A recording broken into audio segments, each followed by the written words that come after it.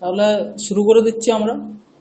আগের দিনে আমরা সত্যি প্রত্যয় সম্বন্ধে পড়েছি, তাই তো? হুম। তো সেখানে সত্যি প্রত্যয় কিভাবে, সত্যি প্রত্যয় কোথা থেকে হয়, সত্যি প্রত্যয় আর সামস প্রত্যয় দুটাই পড়েছিলাম। কিছু কাজ দেওয়া ছিল, কাজগুলো কি কেউ করেছো? না হুম। স্যার, আমার করা হয়নি স্যার। কতটা কিছু অন্তত করা হয়েছে কিনা? স্যার আমি পাঠিয়েছিলাম। আচ্ছা।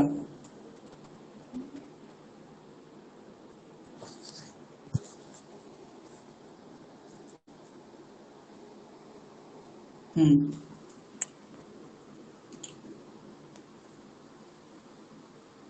আচ্ছা, একজন পাঠিয়েছিলে। আর কি কেউ? আর তারা কি কেউ আসেনি নাকি? তারা কেউ তো আর নেই মনে হচ্ছে এখানে।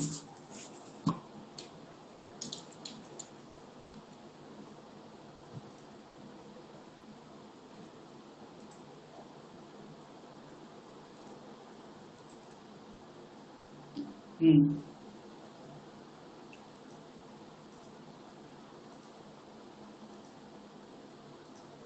তোমারটা আমি শেয়ার করছি, সবাই যাতে দেখতে পায়।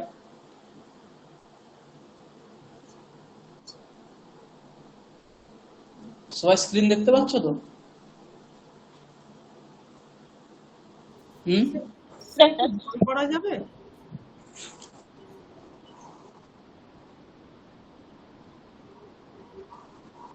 দেখা যাচ্ছে? হ্যাঁ স্যার। বুঝতে পারা যাচ্ছে তো?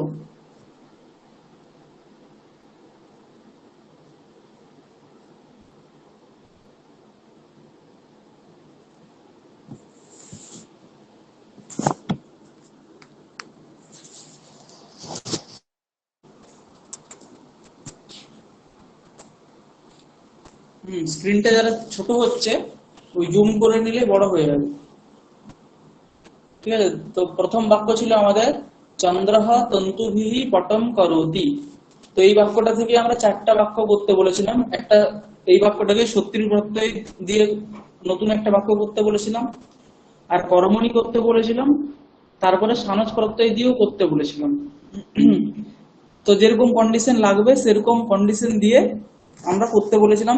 যদি ধাতু আত্মনিপদী হয় তাহলে দুই ধরনের সানজ প্রত্যয় হবে, কর্তরি সানজ হবে আর কর্মণি সানজ হবে। তো সেরকম ভাবে ম্যাক্সিমাম একটা বাক্যের পাঁচটা বাক্য হতে পারে আমরা দেখেছিলাম। তো প্রথম বাক্য আছে চন্দ্রঃ তন্তুভিঃ পটম করোতি।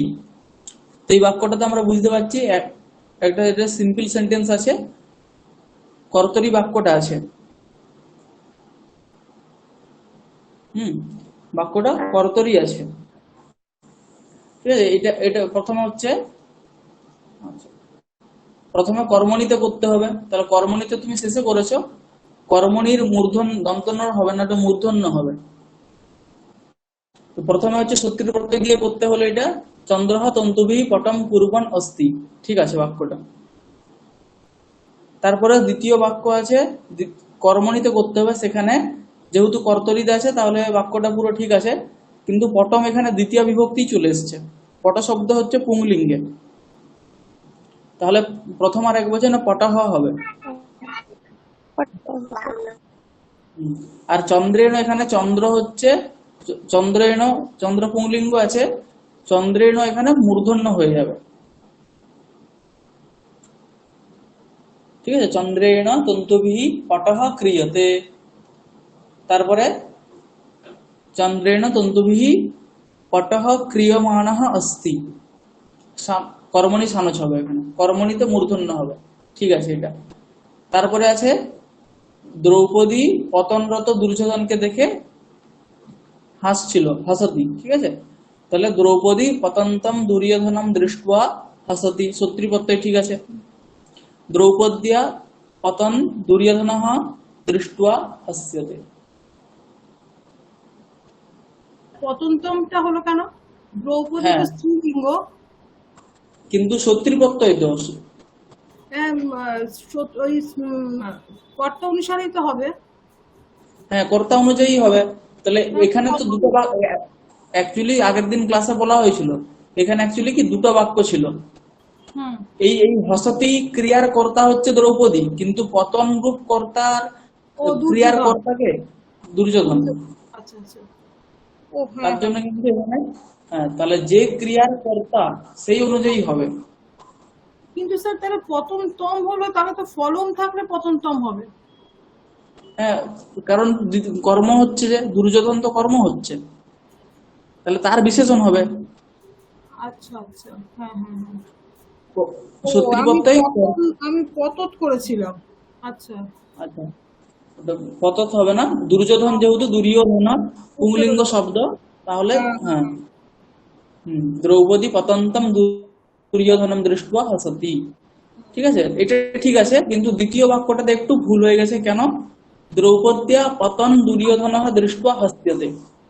স্যার আর একটা কথা, হসতির পর ওই অস্থিটা হবে না? না, এখানে হসতি আছে তো, ও হসতি তো আচ্ছা আচ্ছা, সমাপিকা ক্রিয়া তো আছে। হ্যাঁ হ্যাঁ হ্যাঁ হ্যাঁ হ্যাঁ, যেখানে বুঝেছি। সমাপিকা হ্যাঁ ক্রিয়া হ্যাঁ, থাকবে না। হুম। একটা হবে, হ্যাঁ। হ্যাঁ, তৃতীয় বাক্য আছে দ্রৌপদ্যা পতন দুর্যোধনঃ দৃष्ट्वा হস্যতে।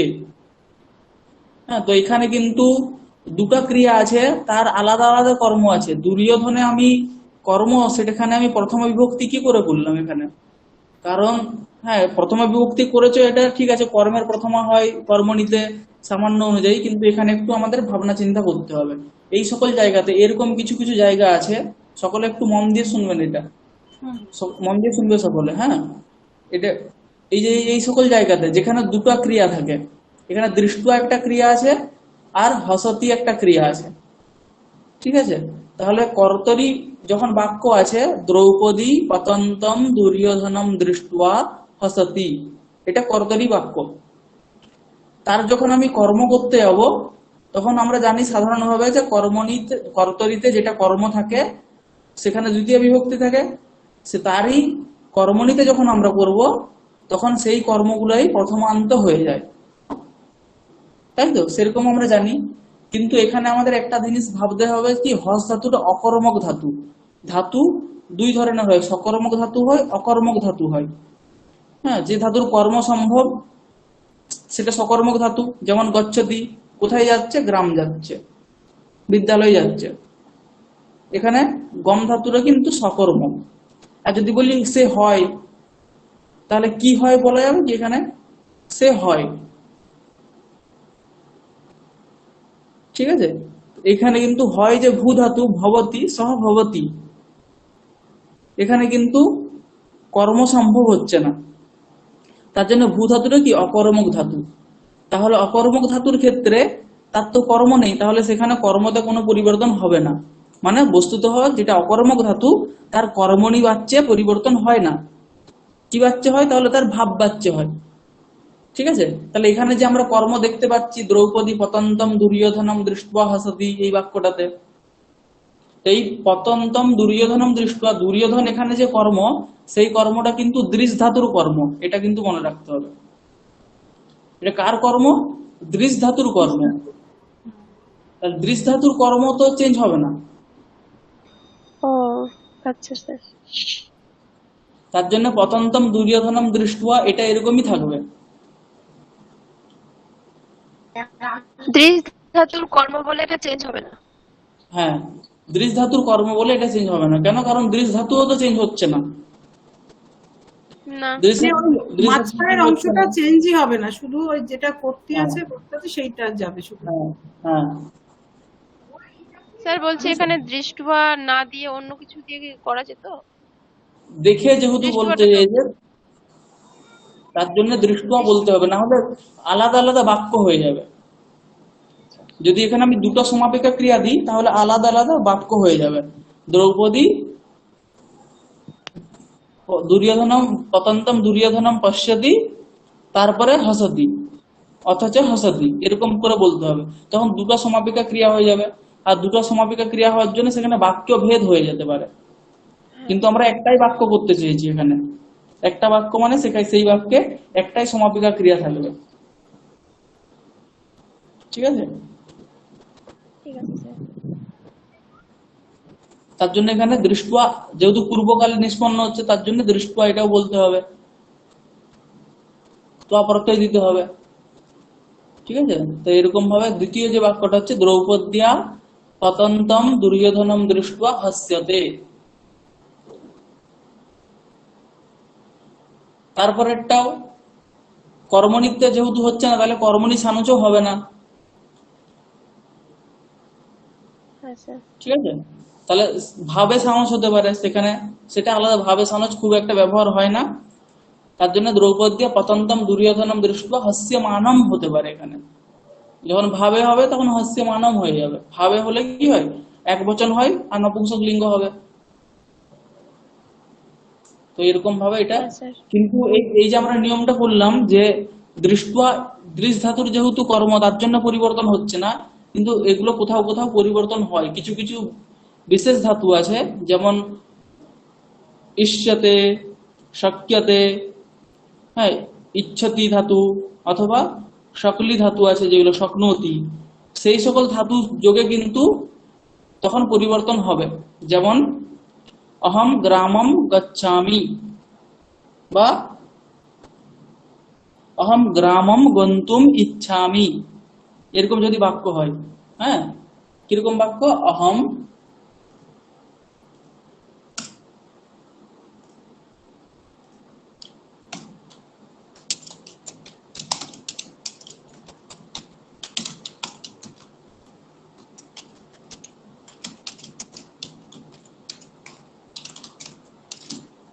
অহম গ্রামম গন্তুম ইচ্ছামি, এটা যদি বাক্য হয়, ঠিক আছে, তাহলে এখানে গ্রামম এই যে কর্মটা আছে, গ্রাম কর্মটা কার কর্ম, গম ধাতুর কর্ম। হ্যাঁ। তাহলে এটা যখন আমরা কর্মণিতে করব, তাহলে কি হওয়া উচিত, অহম ময়া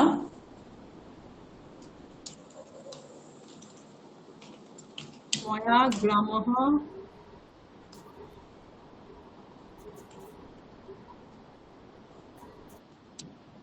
ময়া, পূর্ব নিয়ম অনুযায়ী কি হওয়া উচিত, গ্রামঃ। পূর্ব নিয়ম অনুযায়ী আমরা যে নিয়মটা এখন দেখলাম, এই যে এখানে যেরকম দেখলাম পতন্তম দুর্যোধনম দৃष्ट्वा হাস্যতে, দৃশ ধাতুর যেহেতু কর্ম তার জন্য সেটা সেরকমই থেকে যাবে। বুঝা যাচ্ছে, তাহলে সেই অনুযায়ী এখানেও আমাদের কি হওয়া উচিত, ময়া গ্রামম গন্তুম ইষ্যতে, এরকম হওয়া উচিত, কিন্তু এরকম হয় না এখানে, কিন্তু গ্রামঃ গন্তুম ইষ্যতে এরকম এখানে হবে। সেরকম আবার, ইচ্ছামি শুধু চেঞ্জ হবে।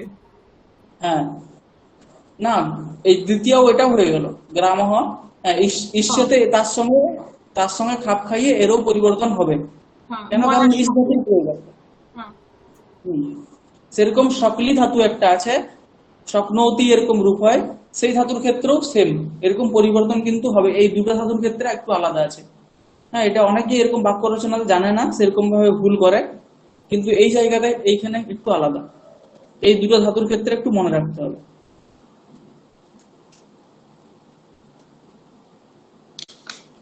যদি আমি বাক্য করি অহম ঘটম কর্তুম শক্নোমি, এই বাক্যটা যদি আমি কর্মণিতে করি তাহলে কি হবে, ময়া ঘটঃ কর্তুম শক্যতে। এখানে কিন্তু ঘটঃ পরিবর্তন হয়ে গেল। ঠিক আছে, তাহলে ইস ধাতু মানে ইচ্ছতি যেখানে হয়, আর স্বপ্নতি, এই দুটো ধাতুর ক্ষেত্রে কিন্তু সব ধরনের কর্মেরই পরিবর্তন হবে, মানে যেটা অন্য ধাতুর কর্ম তারও পরিবর্তন হয়। ঠিক আছে, এটা একটু খেয়াল রাখতে হবে সবাইকে। স্যার, স্যার ইস ধাতু আর শক ধাতু এই দুটোই তো, আর আর হ্যাঁ, আছে কি? হ্যাঁ, না, আপাতত এই দুটো মনে রাখতে হবে। স্যার ধাতু দুটো আর একবার একটু বলে দেবেন স্যার? হ্যাঁ, এই যে ইস ধাতু আর শক ধাতু, হ্যাঁ, ইস ধাতু আর শক ধাতু, ঠিক আছে স্যার। ঈশা ইচ্ছায়াম ধাতু, ঈশা ইচ্ছায়াম,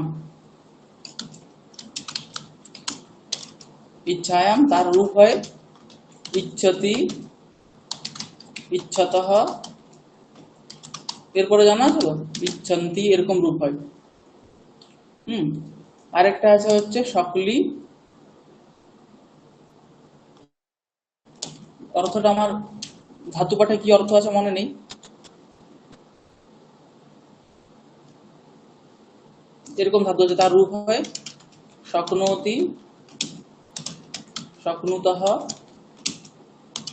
শক্নুবন্তি।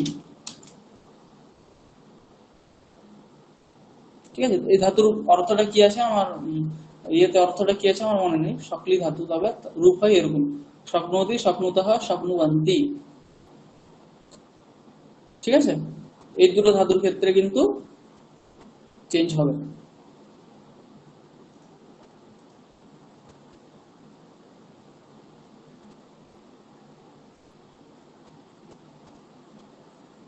তারপরে কি আছে, জীবাত্মা সূর্য লোকাত কিরণ রূপেণ চন্দ্র লোকম লোকে আগত্য, এটা হবে না, অগত্য হয়ে গেছে, আগত্য হবে সস্যেষু প্রবিশতি। ঠিক আছে, জীবাত্মা সূর্য লোকাত কিরণ রূপেণ চন্দ্র লোকম আগত্য, চন্দ্র লোকম আগত্য হবে এখানে। চন্দ্র লোকে আগত্য, আমি আগের দিনে বলছিলাম যে যদি আমি বলি যে গৃহে গচ্ছামি, এই বাক্যটাও ঠিক, বাক্যটা ভুল নয়, কিন্তু অর্থ একটু আলাদা হয়ে যাবে। গৃহে গচ্ছামি, বিদ্যালয়ে গচ্ছামি আর বিদ্যালয়ম গচ্ছামি, দুটো বাক্যই ঠিক, কিন্তু কিন্তু দুটোর অর্থ আলাদা। বিদ্যালয়ম গচ্ছামি যখন আমি বলছি, তখন কিন্তু আমি বিদ্যালয়কে এখনো প্রাপ্ত হইনি, আমি বিদ্যালয়ে যাচ্ছি, রাস্তাতে আছি। আর বিদ্যালয়ে গচ্ছামি মানে বিদ্যালয়ের মধ্যে আমি হাঁটাচলা করছি, বিদ্যালয়ের মধ্যে আমার হ্যাঁ, বিদ্যালয়ের গমন, অধিকরণ করো। যে আমার গমন ক্রিয়াটা হচ্ছে, সেই গমন ক্রিয়ার অধিকরণ হচ্ছে বিদ্যালয়। দুটো বাক্য আলাদা। তাহলে চন্দ্র লোকে আগত্য এটা হয় না, চন্দ্র লোকম আগত্য হয়। সস্যেষু প্রবিশতি, সেটা কি রকম করা হয়েছে,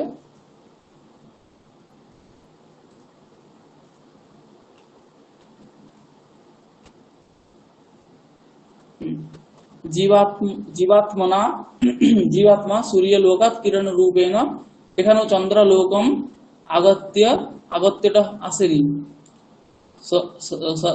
সস্যেষু প্রবিশন अस्ति। ঠিক আছে, তারপরে জীবাত্মনা সূর্য লোকাত কিরণ রূপেণ চন্দ্র লোকম আগত্য সস্যেষু প্রবিশ্যতে। ঠিক আছে, এখানেও চন্দ্র লোকম আগত্য।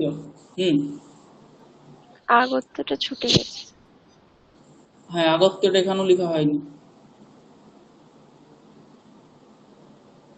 জীবাত্মনা সূর্য লোকাত কিরণ রূপেণ চন্দ্রলোকে, এখানেও আগত্যটা আসেনি। প্রবিশ্যমানম, এই যে জীবাত্মনা হ্যাঁ, জীবাত্মনা প্রবিশ্যমানম अस्ति। ঠিক আছে, কিন্তু এটা কর্মণি নয়,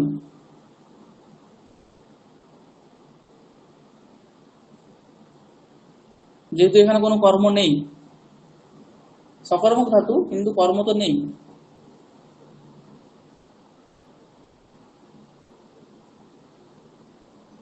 ভাব পাচ্ছ, শস্যটাই কর্ম হতে পারে এখানে, শস্যাম প্রবিশতি, গুহাম প্রাবিশত, এরকম প্রয়োগ তো আছে, সগুহাম প্রাবিশত। শস্যটাতে এখানে অধিকরণ না করে দ্বিতীয় করা যেতে পারে, তখন সকর্মক হলে ভালো প্রতীতি হবে। শস্যম প্রবিশতি এরকম।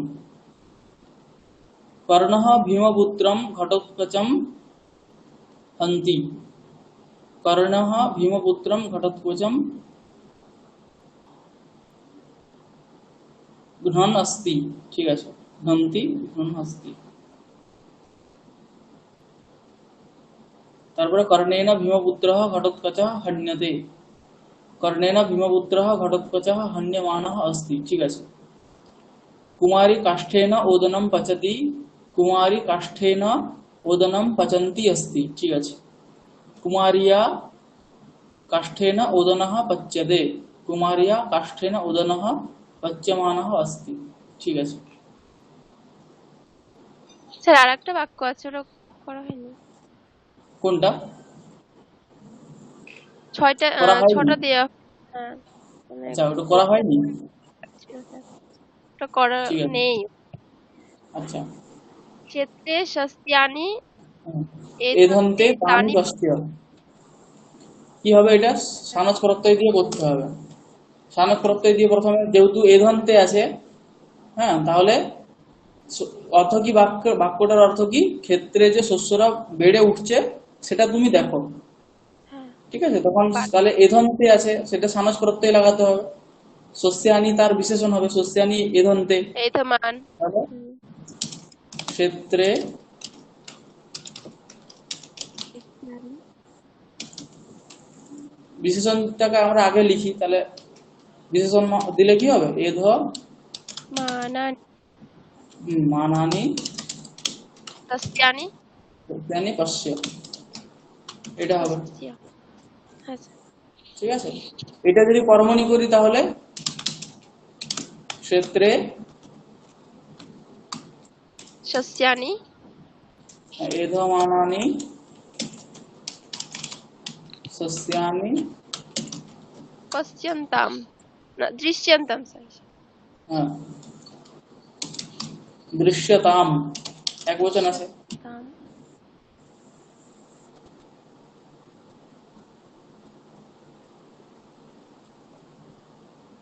আর যদি এটাকে আবার সানজ প্রত্যয় বলি, কর্মণি সানজ, ক্ষেত্রে এধমানানি স্যার শস্যানি। বহুবচন না স্যার, বুঝতে পারলাম না এটা। কোনটা? এধমানানি শস্যানি বহুবচন তো স্যার, আচ্ছা, এটা হ্যাঁ হ্যাঁ হ্যাঁ, বহু বচন, ঠিক। দৃশ্যন্তাম দৃশ্যন্তাম। শস্যানি কি হবে? সানজ প্রত্যয়। দৃশ্যন্তাম এখানে তো সানজ প্রত্যয় হবে।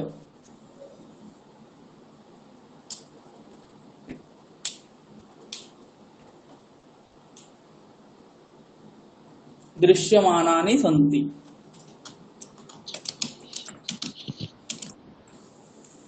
ক্ষেত্রে এধমানানি শস্যানি দৃশ্যমানানি সন্তি। হ্যাঁ স্যার। হুম, ঠিক আছে, এই ছটা বাক্য দেওয়া ছিল। ঠিক আছে, ভালো হয়েছে। স্যার হুম, বলছি ওই যে একটা বাক্য ছিল, জীবাত্মা সূর্য লোকাৎ কিরণ রূপেণ চন্দ্রলোকে আগত্য শস্যেষু শস্যের প্রবিশতি। মধ্যে প্রবেশ। হ্যাঁ হ্যাঁ, চন্দ্রলোকে এসে শস্যের মধ্যে, এখানে শস্যের মধ্যে বলতে শস্যানি প্রবিশতি এরকম হবে, বা শস্যম স্যার। প্রবিশতি। স্যার শস্যটা কর্ম করে মানে কিভাবে হবে এটা একটু স্যার দেখি। শস্য বলে না, গৃহম প্রবিশতি বলে কিনা, হ্যাঁ হ্যাঁ। সেরকম শস্যম প্রবিশতি। তখন স্যার চেঞ্জ করে কেমন হবে ওটা? তাহলে শস্যানি শস্যম প্রবিশতি, শস্যটা কর্ম হয়ে যাবে, সেই অনুযায়ী শস্যম প্রবিশ্যতে, শস্যম প্রবিশ্য মানমস্তি, এরকম ভাবে হবে।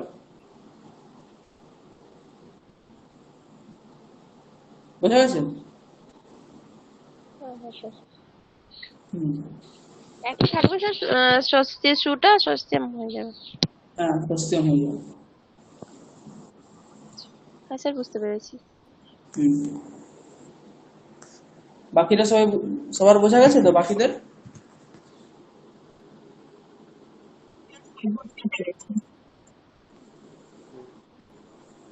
হ্যাঁ স্যার। হ্যাঁ হ্যাঁ স্যার, গতদিন শরীর খারাপের জন্য আমি থাকতে পারিনি, একটু অসুবিধা হচ্ছে, আমি চেষ্টা করছি। হ্যাঁ আর একটা ছোট্ট একটু জানার আছে, ওই আপনি যেটা ওই বিদ্যালয়ে গচ্ছামি আর বিদ্যালয়ম গচ্ছামি, এটা কারণ হুম, কারণ সহ যদি আর একটা একটু বলে দিন। হ্যাঁ, বিদ্যালয়ে গচ্ছামি আর বিদ্যালয়ম গচ্ছামি, এই দুটো হ্যাঁ হ্যাঁ প্রয়োগই ঠিক। ঠিক আছে, কিন্তু হ্যাঁ হ্যাঁ অধিকরণ একটা বিষয় আছে তো, আর একটা হচ্ছে কর্ম। তো কর্ম যখন আমরা বলছি, বাক্য দুটো ঠিক কিন্তু অর্থ আলাদা হয়। আমরা অনেক বাক্যই প্রয়োগ করি যেগুলো সংস্কৃত সাধু শব্দ, তো তার কিন্তু বাক্যর হয়তো আমরা প্রয়োগ করছি সেখানে সেই যে অর্থটা বলতে চাইছি সেই অর্থটা ঠিকঠাক পরিস্ফুট হয় না বলে বাক্যটাকে আমরা ভুল ভাবি, কিন্তু তার হয়তো অন্য একটা অর্থ আছে। ঠিক তেমনি এখানেও বিদ্যালয়ে গচ্ছতি এই বাক্য যদি কেউ বলে দেয় তো এই বাক্যটাও ঠিক, আর এটা বিদ্যালয়ম অধিকরণ, গচ্ছতি। এটা হ্যাঁ অধিকরণ, এটা হ্যাঁ, অধিকরণ। তখন কিন্তু বিদ্যালয়ে গচ্ছতি বললে সেটা অধিকরণ হয়ে যাবে, হ্যাঁ, মানে গমন ক্রিয়াটা বিদ্যালয়ে চলছে এরকম ভাবতে হবে। এটা ভাবতে আর হবে। যে বিদ্যালয়ে যদি বিদ্যালয়ম গচ্ছতি এরকম বলা হয়, তাহলে এখনো বিদ্যালয়ে পৌঁছায়নি, সে রাস্তায় আছে, বিদ্যালয়ে যেতে চাইছে, গমন ক্রিয়ার দ্বারা সে বিদ্যালয়কে প্রাপ্ত করতে চাইছে। না, আমার ওই একটা জন্যই কি প্রশ্ন হচ্ছে যে গচ্ছামি বলছি স্যার, বিদ্যালয়ম গচ্ছামি, হ্যাঁ, গচ্ছামি। বিদ্যালয়ে পৌঁছতে চাইছে। হ্যাঁ, গচ্ছামি তার জন্য নয়, মানে বিদ্যালয়ম বলছে কর্ম।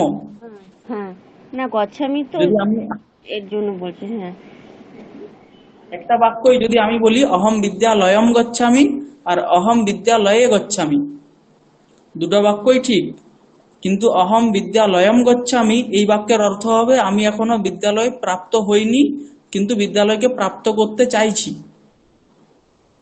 হুম, ঠিক আছে।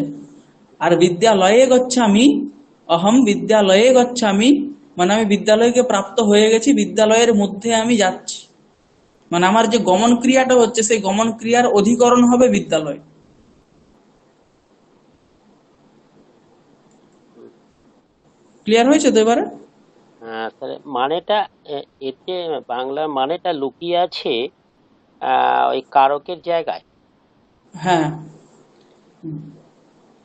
যে আমি যে আপনি বললেন যে এটা ভাবতে হবে, আমি ভাববো কোন জায়গা থেকে ভাববো, এটা আমার কাছে পরিষ্কার হচ্ছে না। ভাবতে হবে মানে তার আমি একটু অর্থটা বলবো? এরকম ধরতে হবে আর কি। স্যার আমি যেটুকুনি বুঝেছি একটু বলবো। হ্যাঁ, বলুন। মানে বিদ্যালয়ম গচ্ছামি হচ্ছে আমি বিদ্যালয়ে যাচ্ছি, আর হুম বিদ্যালয়ে যেটা অধিকরণ করক যেটা হচ্ছে বিদ্যালয়ে, মানে আমি হুম বিদ্যালয়ের ভেতরে আছি, হুম জাস্ট অধিকরণ করক মানে আশ্রয় করে আছি আর কি, ব্যাপারটা হ্যাঁ যেটা আগের হ্যাঁ দিন হ্যাঁ বোঝালেন, আপনি বোঝালেন। হ্যাঁ হ্যাঁ স্যার, আমি আগের দিন ছিলাম না, ওটার জন্য একটু সমস্যা হ্যাঁ হচ্ছে। হ্যাঁ, বুঝতে পারছি। ভাবতে হবে মানে আমি ওটা ভাবতে হবে মানে তার অর্থটা এরকম ধরতে হবে। ধরতে হবে হুম যে আমি সেখানে সেই স্থানের মধ্যে থেকে যাতায়াত করছি বা এদিক ওদিক যাচ্ছি, সেই সেই স্থানের স্থানের মধ্যে। মধ্যে থেকে নয়, সেই স্থানেই আমি যাতায়াত করছি। মানে আমি বিদ্যালয়টা কি অধিকরণে, সেই আশ্রয়ের মধ্যে অধিকরণে, আছি, অধিকরণ করক আর কি। সেই অধিকরণে আমি যাতায়াত করছি। আচ্ছা আমার আচ্ছা, গমন, গমন ক্রিয়া তো একটা, গমন তো একটা ক্রিয়া, সেই ক্রিয়ার অধিকরণটা কি? তো সেই ক্রিয়ার অধিকরণ হচ্ছে বিদ্যালয়। বিদ্যালয়। যখন আমি বলছি অহম বিদ্যালয়ে গচ্ছামি,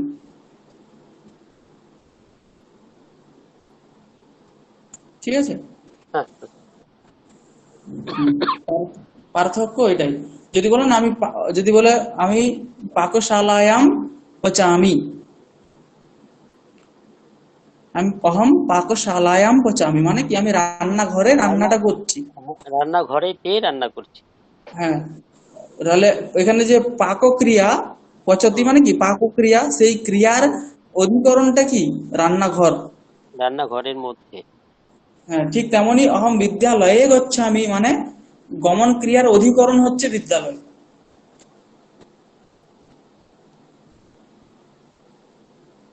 এই দুটো একটু ভেদ আছে। তার জন্য যদি বলে দেয় অহম বিদ্যালয়ে গচ্ছামি, বাক্যটা অত্যন্ত ভুল নয়, কিন্তু অর্থে একটু ভেদ হয়। ঠিক আছে, তো এটা হচ্ছে মনে রেখে ব্যবহার করতে হবে। যখনই আমাদেরকে কর্মর ক্ষেত্রে বেশি, কারণ আমরা বাংলা থেকে তো অনুবাদ করতে চেষ্টা করি, যেহেতু আমাদের সকলেরই মাতৃভাষা বাংলা, তার জন্য বাংলা থেকে আমরা অনুবাদ করতে চেষ্টা করি। আমরা যখন প্রথম ভাষা শিখছিলাম তখন হচ্ছে আমাদের ওই প্রথমে আগে বাংলা কথাটা মনে আসছে, তারপরে সেটাকে সংস্কৃতে আমরা পড়ছি। তো প্রথম বাক্য বলতে বলতে অনেক ভেবে ভেবে বলতে হতো। এখন কিন্তু সেরকম হয় না। তো ওটা অভ্যাসের দ্বারা হবে। আমরা যেহেতু বাংলাতে বলি যে বাড়ি যাচ্ছি, কোথায় যাচ্ছ? বাড়িতে যাচ্ছি, বা বাড়ি যাচ্ছি, বা বিদ্যালয়ে যাচ্ছি, এই লয়ে যাচ্ছি, তাহলে সেখান থেকে আমাদের বিদ্যালয়ে গচ্ছামি এরকম চলে আসছে। অহম গৃহে গচ্ছামি, অহম বিদ্যালয়ে গচ্ছামি।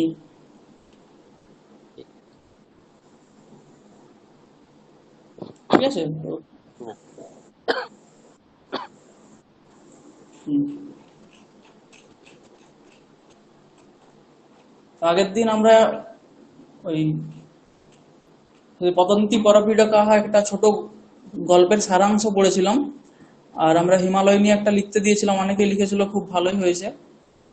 আর আজকে হচ্ছে আমাদের জননী জন্মভূমিশ্চ স্বর্গাদপি গরীয়সী, এই নিয়ে একটা ছোট একটা লেখা আছে, সেই লেখাটা আমরা পড়বো, দেখবো কিরকম হয়।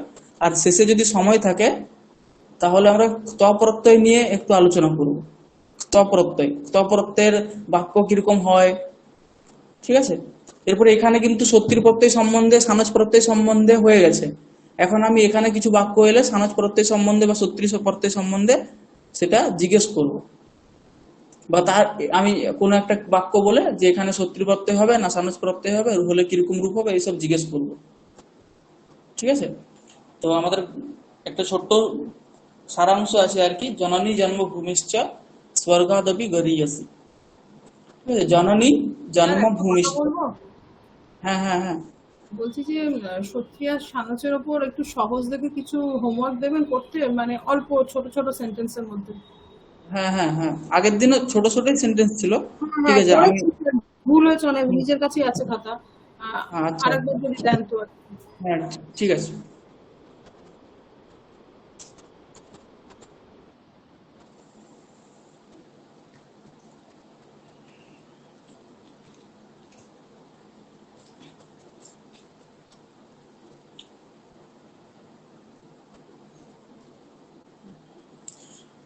তো বাক্য আছে আমাদের একটা, প্রথমেই যে হেডিং আছে সেটাই একটা বাক্য, জননী জন্মভূমিহি চ। এখানে ভূমিহি বিসর্গ ছিল, তারপরে যেহেতু চ আছে সেই বিসর্গটার স্থানে তালব্যস্য হয়ে গেছে, তার জন্য জননী জন্মভূমিশ্চ স্বর্গাৎ অপি। স্বর্গাৎ এখানে পঞ্চমীর একবচন আছে, অপি এটা হচ্ছে একটা অব্যয়। অপি মানে ও ইত্যাদি অর্থে ব্যবহার হয় অপি। হ্যাঁ, এই অপি শব্দটাই আবার যখন বাক্যের প্রথমে ব্যবহার হবে তখন কিন্তু সেটা আবার প্রশ্নবোধক হয়ে যায়। অপি গাচ্ছাসি মানে আপনি কি যাচ্ছেন, অপি খাদাসি মানে আপনি কি খাচ্ছেন, অহম অপি গচ্ছামি। হ্যাঁ, তো বাক্য মানে ভেদ হচ্ছে। অপি গচ্ছাসি মানে আপনি কি যাচ্ছেন, অপি শব্দটাই কি বাক্যের যখন আদিতে হবে তখন সেই বাক্যটাকে প্রশ্নবোধক করবে, প্রশ্নবাচক বাক্য করে দেবে। অপি গচ্ছাসি মানে আপনি কি যাচ্ছেন, অপি খাদাসি মানে আপনি কি খাবেন, অহম অপি গচ্ছামি মানে আমিও যাচ্ছি। তাহলে এখানে অপি শব্দের অর্থ কি ও, আমিও, এরকম বোঝাতে গেলে অপি শব্দের ব্যবহার হয়। অপয় হ্রস্বই, অহমপি গচ্ছামি, ত্বমপি গচ্ছসি, অহমপি গচ্ছামি, ঠিক আছে। তাহলে অপি শব্দের এরকম দুই রকম ভাবে ব্যবহার দেখা যায়। যদি সেটা বাক্যের আদিতে আমরা দিয়ে দিই তখন সেটা বাক্যটাকে কি প্রশ্নবোধক বাক্য করে দেবে, প্রশ্নবাচক বাক্য করে দেবে। এখানে কিন্তু প্রশ্নবাচক নেই, যেহেতু বাক্যের আদিতে নেই। জননী জন্মভূমিশ্চ স্বর্গাৎ অপি গরীয়সী, এখানে কিন্তু অপি শব্দটা কিন্তু ও অর্থ বোঝাচ্ছে না। আমরা যে ও অর্থ বা চ অর্থের যে অর্থটা আমরা বলছিলাম যে আমিও, এখানে কিন্তু স্বর্গ থেকেও এরকমই অর্থ আসছে। স্যার, হ্যাঁ, স্যার আমার একটা প্রশ্ন ছিল।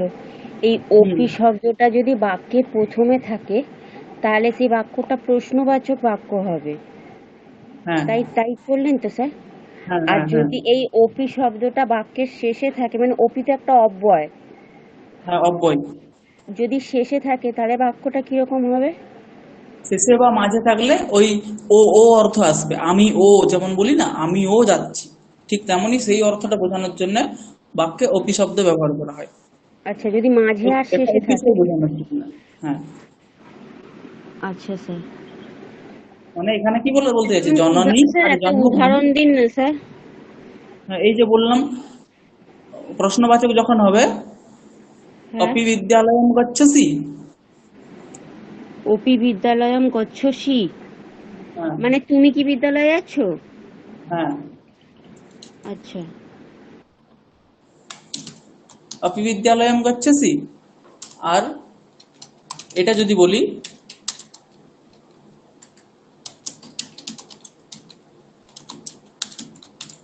এটার মানে কি, বিদ্যালয়ম অপি গচ্ছসি মানে বিদ্যালয়ম অপি গচ্ছসি, সেটা গচ্ছামি হয়ে গেছে স্যার। গচ্ছামি, হ্যাঁ গচ্ছামি গচ্ছামি। যদি আমি গচ্ছামি। গচ্ছসি করে দিই, বিদ্যালয়ম অপি গচ্ছসি,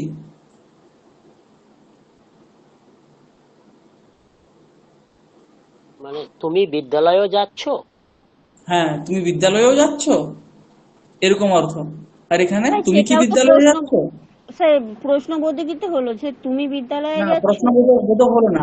এখানে সে হয়তো আগে বলেছে যে কেউ একজন কথোপকথন চলছে, সেখানে সে বলেছে অহম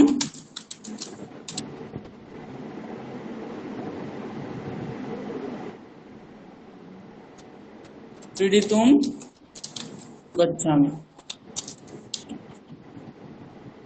ঠিক আছে? বা অহম হ্যাঁ।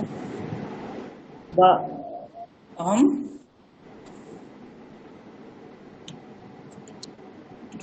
ক্ষেত্রম গচ্ছামি। ক্ষেত্রম তখন তাকে গচ্ছামি। আবার বলছে, তখন সে সে যখন আবার বলবে বিদ্যালয়ং চ গচ্ছামি, সে আবার কি বলবে? যখন ক্ষেত্রম গচ্ছামি বিদ্যালয়ং চ গচ্ছামি, এরকম প্রকরণ চলছে। তখন কেউ তাকে জিজ্ঞেস করছে, তুমি একটা ক্ষেত্র মানে হচ্ছে কৃষি ক্ষেত্র আর কি, সেখানে যাই বলছে, তারপরে বলছে আমি বিদ্যালয়েও যাই, দ্বিতীয় বাক্য বললো। তখন তাকে অবাক হয়ে কেউ একজন বলছে বিদ্যালয়ে মপি যাচ্ছ কি, মানে তুমি বিদ্যালয়েও যাও, তুমি তো অন্য আচ্ছা। কাজ করো, তবু তুমি বিদ্যালয়েও যাও, ও এইখানে আচ্ছা। অভিশব্দের অর্থ। এটা প্রশ্নবাচক নয় কিন্তু, আচ্ছা এটা আচ্ছা, হ্যাঁ প্রশ্নবাচক, তুমি কি বুঝতে পেরেছি। বিদ্যালয়ে যাও। হ্যাঁ। হুম। বোঝা গেছে ভেদ দুটো?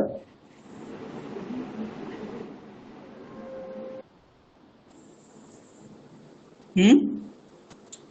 স্যার কি বললেন? হ্যাঁ বুঝেছি। বলি, হ্যাঁ হ্যাঁ কি স্যার স্যার বুঝতে বুঝতে পেরেছি, পেরেছি। হ্যাঁ স্যার বুঝতে হ্যাঁ পেরেছি। হুম। বাকিরা সবাই বোঝা যাচ্ছে তো?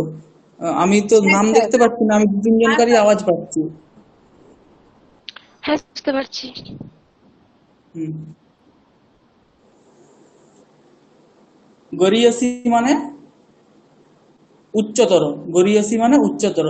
এখানে যেহেতু জননী আর জন্মভূমি দুটাই স্ত্রীলিঙ্গ আছে, তার জন্য গরীয়সী এখানে স্ত্রীলিঙ্গ হয়ে গেছে। গরীয়সী মানে উচ্চতর, গরীয়স শব্দ। হ্যাঁ, প্রথম আর এক বচনে পুংলিঙ্গ হলে গরীয়ান হয়, কিন্তু এখানে স্ত্রীলিঙ্গ আছে বলে গরীয়সী হচ্ছে। জননী জন্মভূমিশ্চ স্বর্গাদপি গরীয়সী, স্বর্গ থেকেও উচ্চতর, এরকম অর্থ বোঝাচ্ছে। ঠিক আছে, তাহলে অপি একটা নতুন শব্দ পেয়েছি, তার অর্থ চ। অর্থ আমরা জানি সবাই, চ এর কি অর্থ? চ একটা অব্যয়, তার অর্থ কি? ও অর্থে ব্যবহার হয়। ও মানে দুটো বাক্যকে জোড়ার জন্য, যে সমুচ্চয় বা ইতর ইতর ইত্যাদি অর্থে সমুচ্চয় বোঝানোর জন্য চ দেওয়া হয়। জননী ও জন্মভূমি। হ্যাঁ, তো এবং অর্থে স্যার ব্যবহার হয় না? এবং চ অর্থ চ, চ হ্যাঁ, এব অর্থে ব্যবহার হয় না। স্যার এবং অর্থে ব্যবহার হয় না? না, কোথায়? উদাহরণ, উদাহরণ যেমন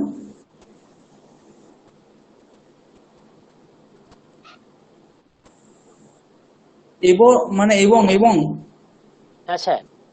হ্যাঁ, এবং, এবং মানেই তো ও। হ্যাঁ, আমি শুনতে পারলাম, বললাম যে এব, এব মানে না না সংস্কৃতে যে আছে এব, সেটা না নয়। না না স্যার, এবং এবং এবং সংস্কৃতে এবং মানে এটা কিন্তু আলাদা। না, সংস্কৃতে বাংলায় সাধারণত আমরা যেটা ব্যবহার করি। হ্যাঁ, বাংলাতে যেটা ব্যবহার করি সেই অর্থে হয়, সেই অর্থে চ এর ব্যবহার হয়। হ্যাঁ, ঠিক ঠিক আছে। আছে, ঠিক। হুম হুম। তারই তো এবং মানেই তো ও, আমি ও সে, অহম চ সহ চ।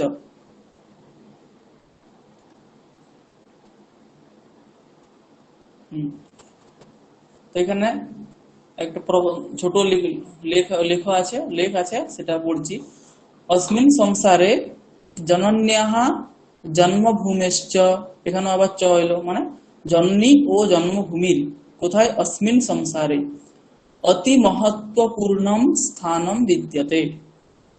ঠিক আছে, তাহলে কি বলছে? যে এই সংসারে, অস্মিন মানে এখানে অসমত শব্দ আছে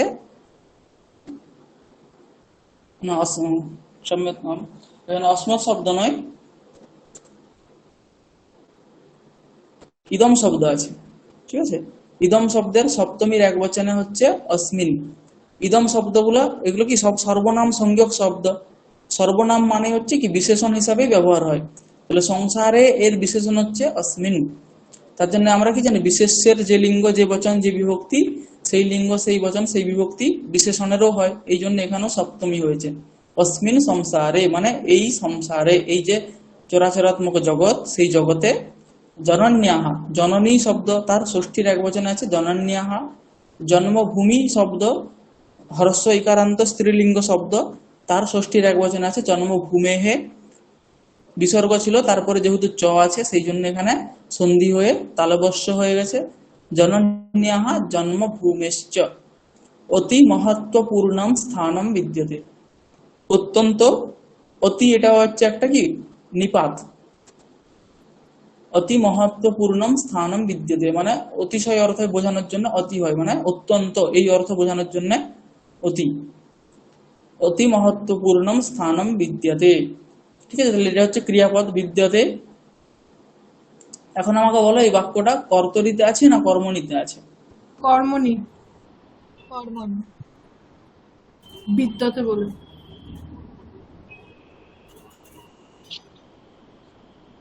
কর্তৃবাচ্য স্যার। হ্যাঁ কর্তৃবাচ্য। কিন্তু স্যার কি বিদ্যাতেটা ধাতু?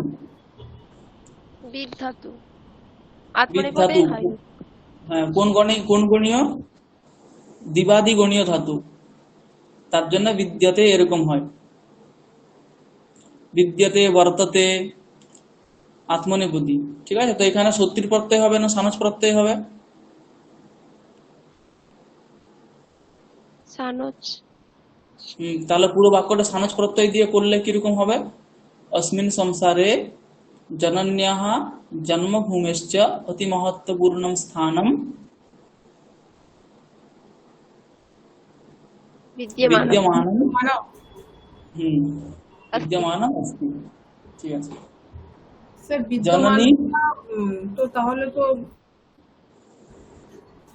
এই স্থানের বিশেষণ, স্থানটা হচ্ছে এখানে হ্যাঁ। কর্তা, আচ্ছা স্থানটা হচ্ছে কর্তা। সে নপুংসক লিঙ্গে আছে, তার জন্য নপুংসক লিঙ্গে হচ্ছে। আচ্ছা বিদ্যমানম।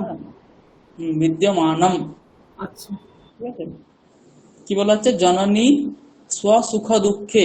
স্ব শব্দের অর্থ হচ্ছে, স্ব একটা সর্বনাম শব্দ, সর্বনাম সংযোগ শব্দ। স্ব মানে হচ্ছে নিজ বা স্বস্য আত্মার্থ। হ্যাঁ, জননী স্ব সুখ দুঃখে। এখানে সুখ দুঃখে এখানে কোন বিভক্তি আছে কে বলতে পারবে বাক্যটা পড়ে? আচ্ছা আমি একবার পড়ছি। জননী স্ব সুখ দুঃখে অচিন্তয়িত্বা পুত্রাণাম পালনম রক্ষণম বর্ধনম চ করোতি। সুখ দুঃখে কোন বিভক্তি আছে?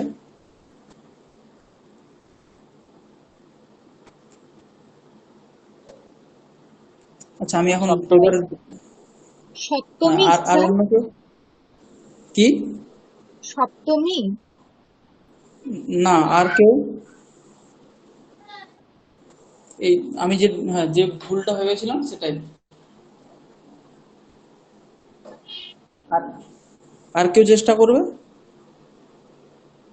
এটা তো অবস্থা বোঝাচ্ছে, সুখ দুঃখ সর্ব অবস্থাতে মানে হ্যাঁ, সুখ স্যার এখানে দুঃখে ষষ্ঠী। ষষ্ঠী কি করে হবে? ষষ্ঠী তো কোনো মতেই সম্ভব হচ্ছে না। অবশ্য মানে স্যার কর্মকারক হবে বলে। হ্যাঁ কর্মকারক। হ্যাঁ, কর্মতে কি বিভক্তি হয়? হ্যাঁ সুখ দুঃখের অবস্থাতে, সুখে দুঃখে। হুম, কর্মতে কোন কোন বিভক্তি হয়? দ্বিতীয়া। দ্বিতীয়া। হ্যাঁ, তাহলে দ্বিতীয়ার এখানে কি আছে? দ্বিতীয়ার দ্বিবচন আছে, সুখ দুঃখে, নপুংসক লিঙ্গ শব্দ। স্বস্য সুখঞ্চ দুঃখঞ্চ ইতি সুখ দুঃখে, নপুংসক লিঙ্গ শব্দ।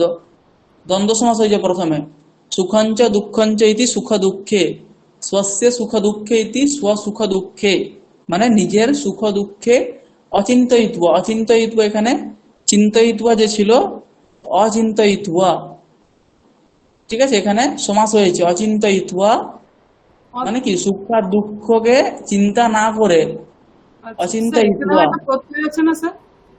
হ্যাঁ এখানেও একটা তয়া প্রত্যয় আছে না স্যার? হ্যাঁ, এখানে একটা ত্বা প্রত্যয় আছে। হ্যাঁ।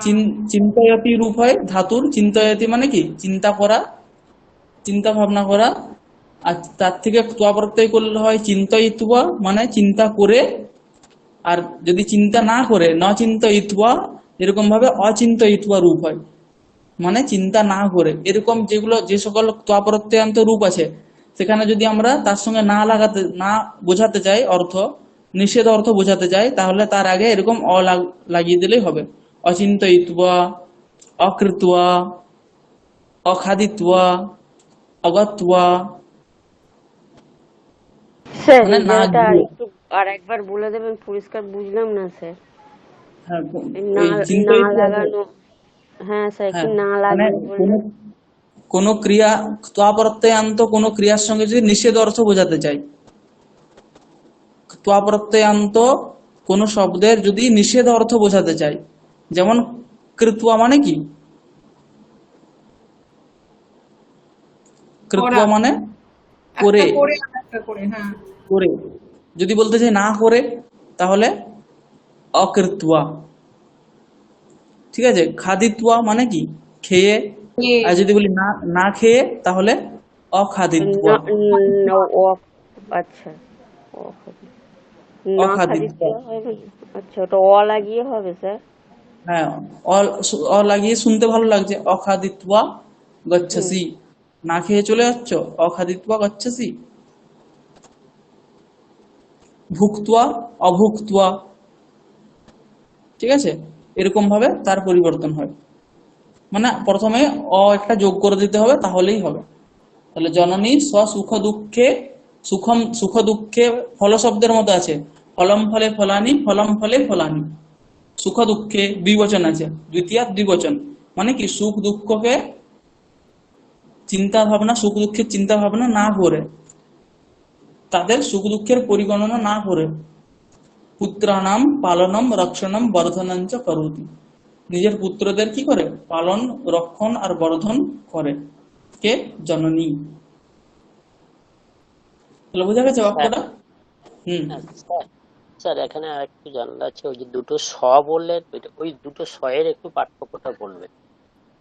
একটাই স আছে, না, দন্তস্বয় ব। আপনি, হ্যাঁ, দন্ত সয়ে ব, স অর্থ, আর দন্ত স বিসর্গ তো একটা আছে। হ্যাঁ, হ্যাঁ, এই এই এই শট আমরা কোথা থেকে পাই? এই দন্তস্ব, এটার যে অর্থ আর কি, হ্যাঁ, এই যে, নিজ। আচ্ছা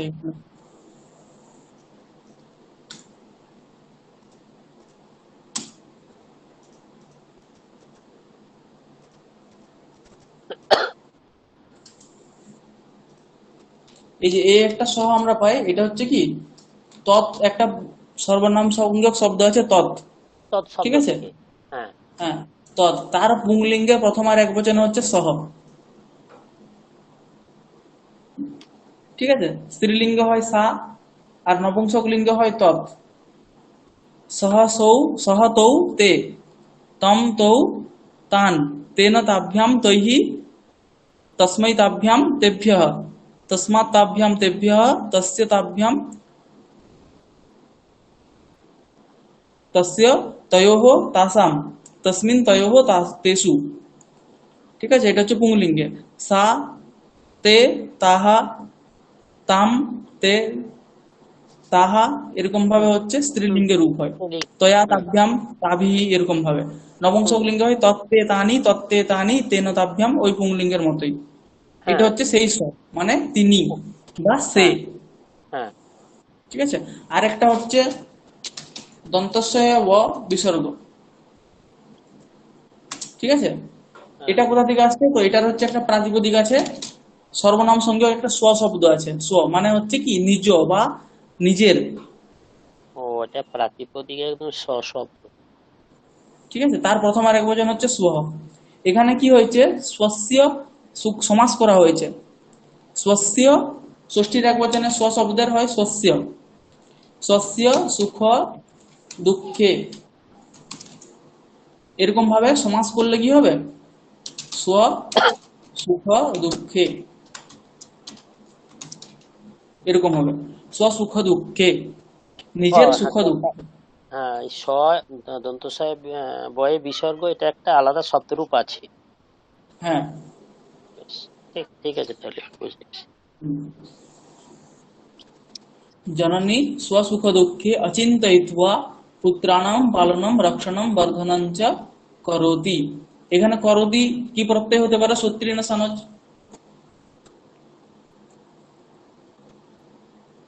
সত্যি স্যার।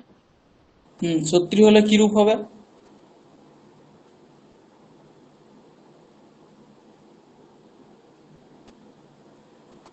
কুর্বন। পুরোটা দেখে কর্তা কে আছে, কর্তাবাচক শব্দ কি আছে, তার লিঙ্গ কি আছে, সবকিছু ভেবে। স্যার না কুর্বত হবে স্যার। আর একটু যেতে কুর্বন্তী। হবে। না, কুর্ব কুর্বতী। হ্যাঁ কুর্বতী। কুর্বতী বলা হয়েছিল আগের দিনে, অতি অথবা অতি থাকবে না, বলা হয়েছিল তো। যদি অতি না থাকে তাহলে কি করতে হবে, যদি অতি থাকে কি করতে হবে, এইসব বলা হয়েছিল। এই ক্লাসের রেকর্ডিং থাকে তো? হ্যাঁ রেকর্ডিং তো আমরা করতে হ্যাঁ পারি স্যার। না। না, রেকর্ডিং তো হ্যাঁ পাঠানো স্যার, হয় না। আচ্ছা, হ্যাঁ হ্যাঁ স্যার। হ্যাঁ। স্যার আছে। হুম ওই পুরোনো ক্লাসের রেকর্ডিং, এই আগের ক্লাসটা 36 অনুজ প্রত্যয় নিয়ে পুরোটা বলা হয়েছে, মানে অল টোটাল আর কি। কিভাবে রূপ 36 অনুজ প্রত্যয়ান্ত রূপ বের করতে হবে, কিভাবে সমস্ত কিছু A to Z বলা আছে, ঠিক আছে? তো সেটা একবার শুনে নিতে হবে তাহলে, ঠিক আছে? পূর্ববর্তী হবে এখানে, ঠিক আছে? এটা এই বাক্যটা হলো। তারপরে কি আছে? মাতা এব পুত্রস্য সর্বস্বম। স্পষ্ট বাক্য বোঝা যাচ্ছে এখানে, মাতা এব পুত্রস্য সর্বস্বম। মাই পুত্রের সর্বস্ব।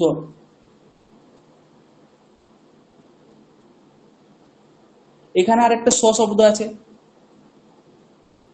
এই শব্দের আবার অর্থ আলাদা। এই শব্দের অর্থ কি আবার? এই শব্দ হচ্ছে নপুংসক লিঙ্গেই হয় আবার, এটা সর্বনাম সংযোগ নয় আবার, ঠিক আছে? এই শব্দের অর্থ হচ্ছে ধনম।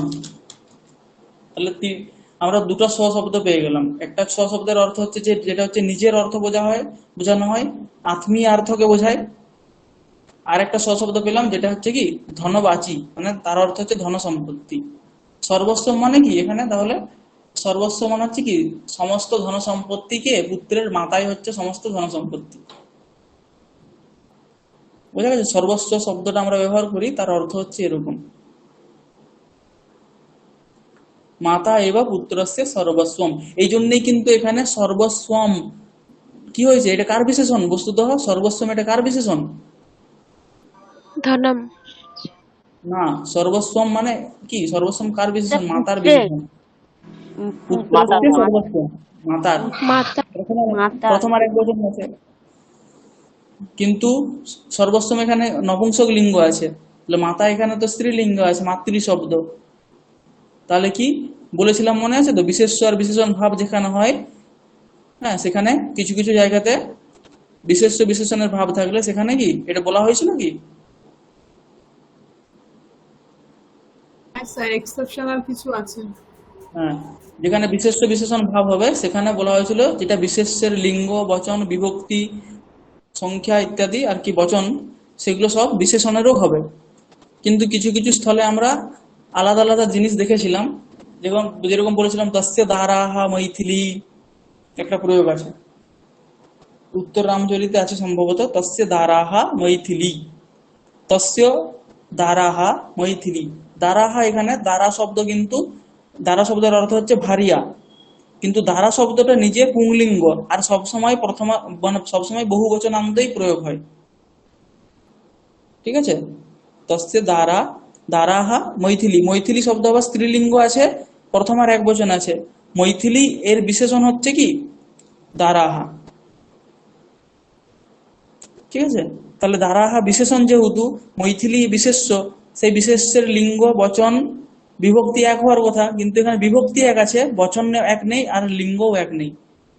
তো যেগুলো হচ্ছে নিত্য লিঙ্গ, যাদের লিঙ্গ হচ্ছে নিত্য, মানে কিছু কিছু শব্দ দেখবো আমরা যেগুলো, যেমন ফল শব্দ শুধুমাত্র নপুংসক লিঙ্গেই ব্যবহার হয়, হরি শব্দ শুধুমাত্র পুংলিঙ্গেই ব্যবহার হয়, রাম শব্দ শুধুমাত্র পুংলিঙ্গেই ব্যবহার হয়, নদী শব্দ শুধুমাত্র স্ত্রীলিঙ্গেই ব্যবহার হয়। তো যেগুলো নিত্য লিঙ্গ শব্দ, সেই শব্দগুলো যখন বিশেষণ হবে তখন কিন্তু বিশেষ্য অনুযায়ী তার লিঙ্গের পরিবর্তন হবে না। ঠিক তেমনি কিছু কিছু শব্দ আছে যেগুলো নিত্য একবচনান্ত, যেমন এক শব্দ নিত্য একবচনান্ত, দ্বি শব্দ নিত্য দ্বিবচনান্ত, ত্রিশব্দ নিত্য বহুবচনান্ত, সেরকমই দ্বার শব্দ নিত্য বহুবচনান্ত, প্রাণ শব্দ নিত্য বহুবচনান্ত, প্রাণাহা এরকম রূপ হয়। তো তার সেই সকল শব্দগুলো যখন বিশেষণ হবে তখন কিন্তু তাদের সেই লিঙ্গ যদি যদি নিত্য লিঙ্গ হয় অথবা নিত্য বচন হয় তার পরিবর্তন হবে না, সেগুলো সেম থাকবে। ঠিক এখানেও সর্বস্ব স্বশব্দ হচ্ছে কি নিত্য নপুংসক লিঙ্গ, তার জন্য মাতা এর বিশেষণ যদিও তবু এখানে চেঞ্জ হচ্ছে না, সর্বস্বা এরকম বলছে না, সর্বস্বমই বলছে, মাতা এবং পুত্রস্য সর্বস্বম। কিন্তু বিভক্তির পরিবর্তন কোনোদিনই হবে না। যে দুটো বিশেষ্য বিশেষণ ভাব হচ্ছে যাদের মধ্যে, তাদের বিভক্তি কিন্তু এক হতেই হবে। এটাই হচ্ছে প্রধান কন্ডিশন, যে বিশেষ্য আর বিশেষণের মধ্যে বিভক্তি এক হতে হবে, বাকি সবকিছু চেঞ্জ হতেও পারে। যেমন কাব্য প্রকাশে একটা প্রয়োগ আছে কি, ইতি হেতুস তদুদ্ভবে, ত্রয় সমুদিতা, তার ব্যাখ্যাতে বলা হয় যে ত্রয়ঃ সমুদিতাঃ হেতুঃ। হ্যাঁ, কাব্যর কারণ বর্ণনা করার ক্ষেত্রে সেখানে তিনটা কারণ বলছে। তো সেখানে কারিক আছে ইতি হেতুস তদুদ্ভবে, তদুদ্ভবে মানে তস্য উদ্ভবে, মানে তস্য কাব্যস্য উদ্ভবে, কাব্যের উদ্ভবের প্রতি তিনটা কারণ আছে। তো সেখানে তার ব্যাখ্যা করার জন্যই বলেছে, ব্যাখ্যাত লাইন কি আছে সেই লাইনটার, ত্রয়ঃ সমুদিতাঃ হেতুঃ। তাহলে হেতুঃ এটা কি আছে, বিশেষ্য কিন্তু এক বচনে আছে, ত্রয়ঃ বহু বচন আছে, সমুদিতাঃ বহু বচনে আছে, ত্রয়ঃ সমুদিতাঃ হেতুঃ। ঠিক আছে, তো এখানে কিন্তু এখানেও বচনের পরিবর্তন হয়েছে কিন্তু বিভক্তির পরিবর্তন হয়নি, প্রথমা বিভক্তিতেই আছে দুটো। ঠিক তেমনি আরো আছে গুণাহা পূজা স্থানম নচ লিঙ্গম নচ বয়ঃ, গুণাহা বহু বচন আছে, পূজা স্থানম এক বচন আছে, তবু বিশেষ্য বিশেষণ ভাব হচ্ছে, কিন্তু বিভক্তিটা এক হতেই হবে। এটা হচ্ছে প্রধান নিয়ম, যে বিভক্তি এক হতেই হবে। বেদাহা প্রমাণম, এখানেও বিভক্তি এক আছে কিন্তু। ঠিক আছে, এগুলো বলা হয়েছিল